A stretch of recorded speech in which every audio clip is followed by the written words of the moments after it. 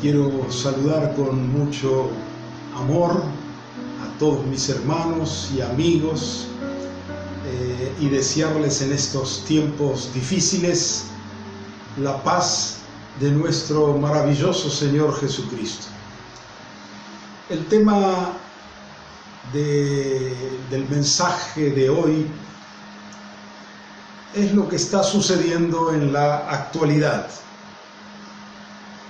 Dios y el coronavirus.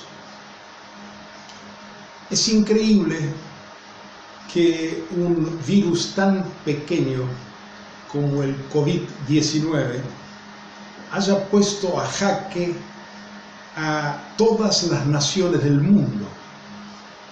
La salud, la economía, la bolsa de valores, el precio del petróleo. Se paralizó el turismo, las fábricas, el comercio, las actividades culturales, deportivas, congresos y aún las reuniones de las iglesias. Encerró a todos en sus casas y nos está obligando a repensar muchas cosas. Hay mucha incertidumbre y surgen muchos interrogantes. Quiero ordenar mi mensaje en este día en torno a 4 preguntas. La primera pregunta: ¿los virus fueron creados por Dios? Lo primero que debo aclarar es que Dios no es autor de ninguna enfermedad ni de la muerte. Dios es el autor de la vida, de la salud, del bienestar. Dios no creó el mal, el pecado, ni la muerte, ni la enfermedad. La Biblia, en Romanos 3:12, dice lo siguiente: el pecado entró en el mundo por un hombre, y por el pecado la muerte. Así la muerte pasó a todos los hombres, por cuanto todos pecamos. El primer hombre, a pesar de haber sido advertido por Dios, al pecar abrió la puerta al diablo y a la muerte, y por ende a todas las enfermedades y todas las pestes. Jesús dijo: el diablo ha sido homicida desde el principio. Y también declaró, refiriéndose al diablo: el ladrón no viene sino para hurtar y matar y destruir. Pero yo he venido para que tengan vida y para que la tengan en abundancia. Como el hombre pecó, hubo una alteración en la naturaleza. Alteración no solo espiritual, sino también biológica y genética. Todo fue infectándose por causa del pecado del hombre. El autor de esa degeneración fue Satanás, pero el que lo habilitó fue el hombre por su desobediencia a Dios. Por lo tanto, todo virus es una mutación degenerativa por la rebelión del hombre contra Dios. Pasamos a la segunda pregunta. ¿El coronavirus es un juicio de Dios? El sábado 22 de marzo, hace pocos días, al día siguiente que el presidente de la Nación, doctor Alberto Fernández, sabiamente decretara el cese de toda actividad a nivel nacional, 3 pastores y 2 sacerdotes católicos fuimos invitados por la ministra de Desarrollo Humano y Hábitat de la ciudad de Buenos Aires, la licenciada María Migliore, y miembros de su equipo. Fuimos invitados a conversar sobre cómo coordinar la interacción entre el gobierno y la iglesia en esta ciudad. Al entrar al edificio, una funcionaria de mesa de entrada tomó nuestros datos personales y cuando yo quedé a solas con ella, me preguntó: ¿ustedes son de otro ministerio? Le dije: no, nosotros somos pastores. Ah, me dijo, pastores. Y haciendo una breve pausa, continuó: Dios debe estar enojado con nosotros y con el mundo, ¿no? Porque hay mucha maldad en el mundo. Y agregó: ¿usted qué piensa, pastor? Yo le respondí: bueno, coincido con usted, pero también se lo puede ver de otra manera.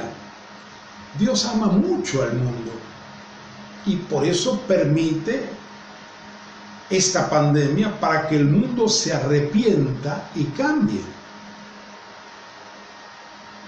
Mire, le digo, gracias a esto nuestro país, el oficialismo y la oposición ya están trabajando en forma unida. ¿No es bueno eso? Claro que es bueno, me respondió. Bueno, volviendo a nuestra pregunta, ¿el coronavirus es un juicio de Dios? Quiero explicarlo así. En la Biblia encontramos 2 clases de juicios. El primero, juicio como castigo correctivo. El segundo, juicios condenatorios, con sentencia, con veredicto. En el griego del Nuevo Testamento, estas son 2 palabras diferentes. Juicio o castigo correctivo dice en griego paideia. En cambio, el juicio condenatorio, en el griego la palabra es krima y también crisis. Definitivamente, el coronavirus no es un juicio condenatorio de Dios para los hombres, pues según la Biblia, eso sucederá a todos los hombres después de la muerte. Hebreos capítulo 9, versículo 27, dice así: está establecido para todos los hombres que mueran una sola vez y después de esto el juicio. Aquí la palabra juicio es crisis. También el apóstol Pablo en Romanos 2, versículo 3, dice así: ¿y piensas esto, hombre, tú que juzgas a los que tal hacen y haces lo mismo, que tú escaparás del juicio de Dios? Aquí la palabra juicio es crima. En ambos versículos se refiere al juicio condenatorio. Pero vemos en la Biblia otros versículos en la que Dios habla del castigo correctivo. Por ejemplo, en Isaías 26, versículo 9, dice: porque cuando hay juicios tuyos en la tierra, los moradores del mundo aprenden justicia. ¿Ven? Este es el juicio correctivo. Y también en el mismo capítulo de Isaías 26, el versículo 16 dice: Señor, en la tribulación te buscaron, derramaron oración ¿cuándo los castigaste? Algunos, ante la adversidad, reaccionan bien, se dejan corregir ante el castigo del Señor. Bienaventurados esas personas. Otros, lamentablemente, no responden bien, no se dejan corregir. Como menciona la Biblia en el libro de Amós, capítulo 4, donde Dios le dice al pueblo de Israel: yo les hice pasar hambre, pero ustedes no se volvieron a mí. También les detuve la lluvia, a pesar de eso, ustedes no se volvieron a mí. Los herí con viento solano y con oruga. La langosta devoró la multitud de sus huertas y viñas, y sus higueras y olivares, pero ustedes no se volvieron a mí. Envié contra ustedes mortandad, pero ustedes no se volvieron a mí. Todos estos castigos o juicios tenían una finalidad correctiva: que el pueblo se arrepintiera de sus pecados y se volviera a Dios. Pero Israel no se arrepintió y quedó expuesto al juicio condenatorio de Dios. Por eso continúa o termina diciéndoles: por lo tanto, prepárate, Israel, para encontrarte con tu Dios. El Nuevo Testamento nos enseña lo mismo acerca del castigo correctivo de Dios. Hebreos capítulo 12, versículo 6 dice: porque el Señor al que ama castiga. Y ahí la palabra es paideia. Y también en Apocalipsis capítulo 3, el versículo 19 dice: yo reprendo y castigo a todos los que amo. Sé pues celoso y arrepiéntete. Otra vez allí la palabra castigo es paideio. Así que, en mi comprensión, el coronavirus no es un juicio de Dios sobre los pecados de la humanidad, sino un castigo correctivo de Dios para que todas las naciones se arrepientan de sus maldades y pecados y se vuelvan a Dios. El libro de Apocalipsis, en el capítulo 8, revela que en el tiempo final habrá muchas calamidades y terribles cataclismos en la tierra. ¿Quién las envía? ¿Dios o el diablo? ¿Qué importa? Lo importante es que sucederán. Sabemos que Dios está en el control de todo. Ya sean juicios correctivos de Dios o calamidades producidas por Satanás, están siempre bajo la voluntad permisiva de Dios. ¿Por qué Dios las manda o las permite? Para que todas las personas, todas las familias, de todas las naciones se arrepientan y vuelvan al Creador.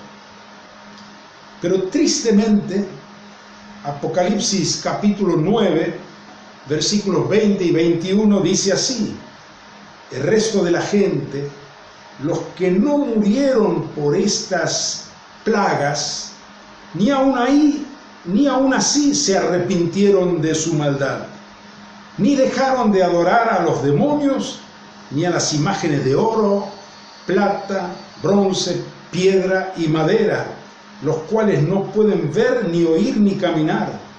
Tampoco se arrepintieron de sus asesinatos, ni de sus hechicerías, ni de su inmoralidad sexual, ni de sus robos. La intención de Dios es corregirnos y no destruirnos.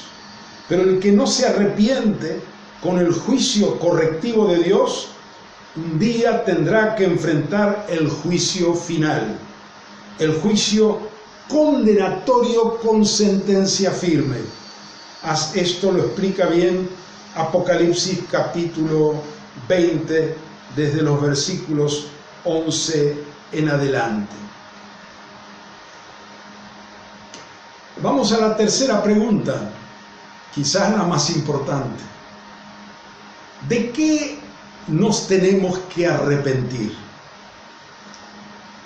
Pecado ha habido siempre, pero cuando la humanidad rebasa la copa, Dios en su misericordia interviene en forma drástica. Interviene por amor a esta generación y a las generaciones futuras para corregir el equivocado rumbo por el que estamos yendo. ¿Cuándo ha habido más injusticia en las naciones que en nuestros días? La brecha entre los ricos y pobres es cada vez mayor en la gran mayoría de las naciones del mundo. La revolución tecnológica del siglo XX y XXI, en vez de producir un bienestar para todos, aumentó sideralmente la injusticia social. Pensemos solo en nuestro país. Un Dios de amor puede ser indiferente ante el hecho que haya millones de niños y mayores que para comer tienen que ir cada día a los comedores. ¿Es justo que tengamos casi un 40% de pobres en un país tan rico y bendecido por Dios? ¿Qué siente Dios ante la corrupción de gobernantes, empresarios y sindicalistas? ¿Qué siente ante tanta violencia en los hogares, en los boliches, en los estadios, en las calles, tantos homicidios, femicidios y crímenes? ¿Qué siente Dios cuando ve a tantos que intencionalmente lo ignoran a Él y descaradamente defienden el matrimonio homosexual, el aborto, el divorcio, el sexo libre, el vivir en pareja sin casarse y tantas otras anormalidades en la sociedad? ¿Dios puede quedarse indiferente ante el vil negocio del narcotráfico que está destruyendo a millones de nuestros jóvenes y niños?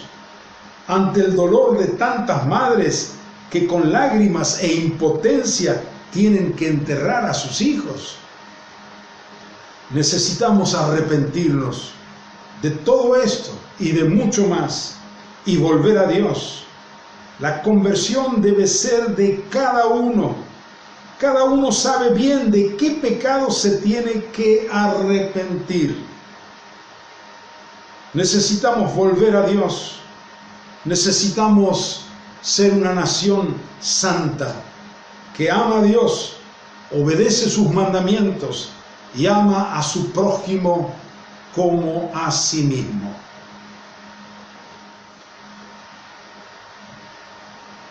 ¿Qué debemos aprender en esta crisis?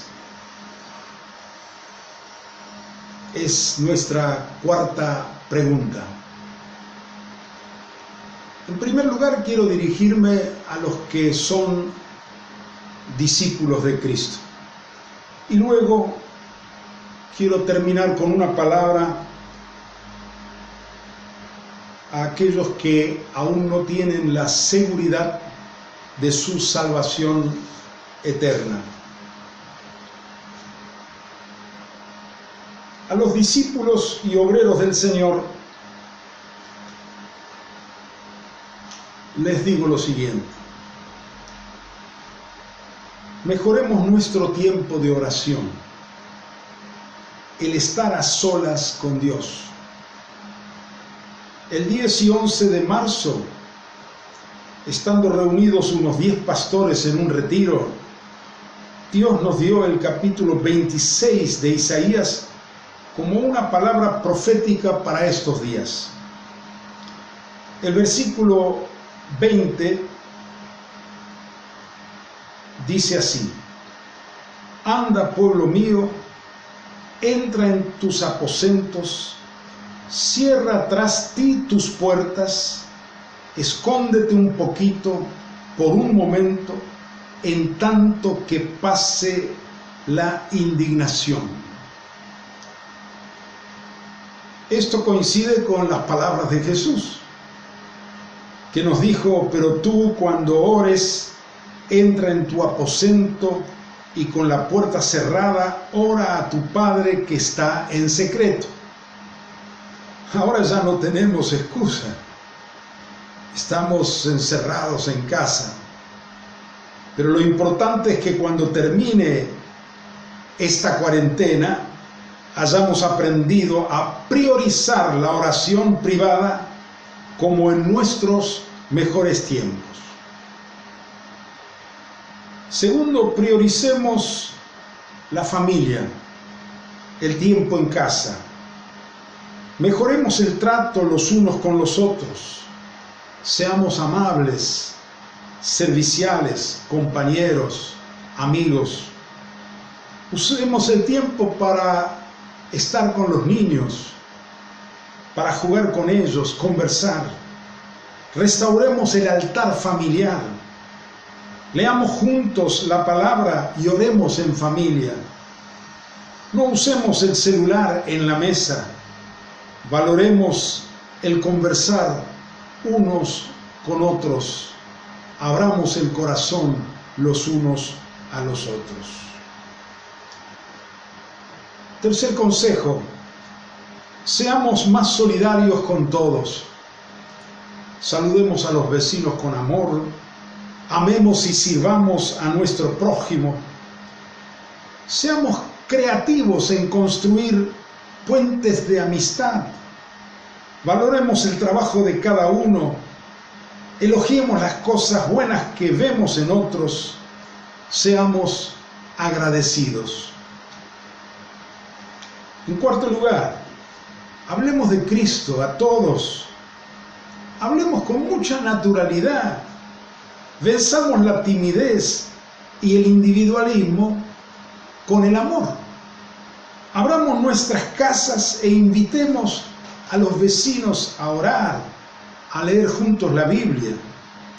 Claro, cuando termine la cuarentena. Mientras tanto, podemos llamarlos por el celular. Oremos por los enfermos.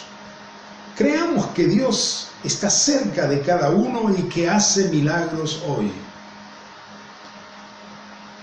Una cosa más, repensemos la iglesia. Fortalezcamos los grupos pequeños. Tracemos nuevas estrategias de evangelización, oración y comunión. La iglesia es muy versátil, puede funcionar en todo tiempo y circunstancia y crecer.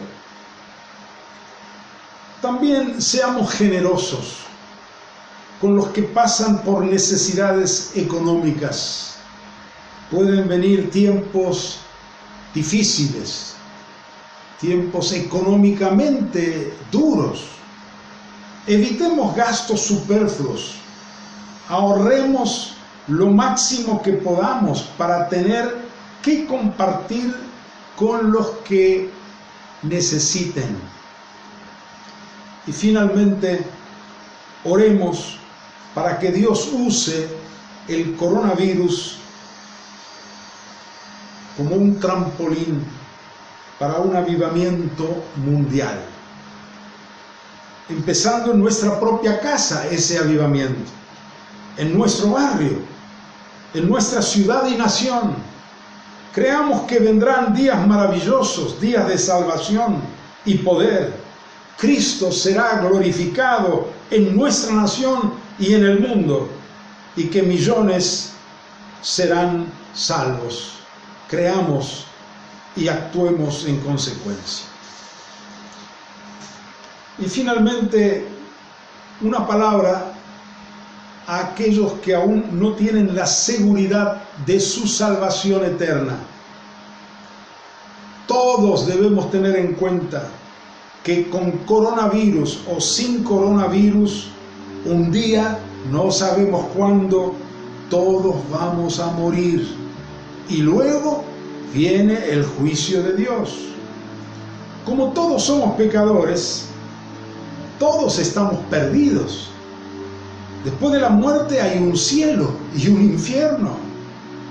Dios nos amó tanto que envió a su Hijo para que ninguno de nosotros vaya al infierno. Jesús, al morir en la cruz, sufrió el juicio condenatorio que nos correspondía a cada uno de nosotros. Para obtener tu salvación eterna, hay una sola posibilidad. La Biblia lo dice claramente en Romanos capítulo 10, versículo 9. Si confiesas con tu boca que Jesús es el Señor y crees en tu corazón que Dios lo levantó de los muertos, serás salvo. Ser salvo significa recibir el perdón de todos tus pecados, empezar a vivir una nueva vida y recibir la vida eterna. La vida eterna significa que al morir, en vez de ir al infierno, irás al cielo. ¡Qué maravilla! Pero este gran beneficio tiene una condición: creer en tu corazón que Dios levantó de los muertos a Jesús y confesar, declarar con tu boca que Jesús es el Señor. Es entonces cuando se produce el gran cambio en tu vida. Confesar a Jesús como Señor significa que lo reconoces como el dueño de todo lo que existe y por lo tanto el dueño y Señor de tu vida y de todas tus cosas. Significa que lo reconoces como Dios, como máxima autoridad sobre tu persona. Te invito ahora, allí donde estás, que te arrodilles delante de Dios y le digas así. Ahora, arrodíllate y di estas palabras conmigo. Padre Dios, creo de todo corazón que tu Hijo murió por mis pecados en la cruz. Creo que tú, oh Padre, lo resucitaste de los muertos. Creo y confieso que Jesús es el Señor. Por lo tanto, lo reconozco como mi Señor. Señor Jesús, abro ahora mi corazón y te recibo para que vivas en mí y gobiernes mi vida para siempre. Gracias por tu perdón y por tu salvación. Amén.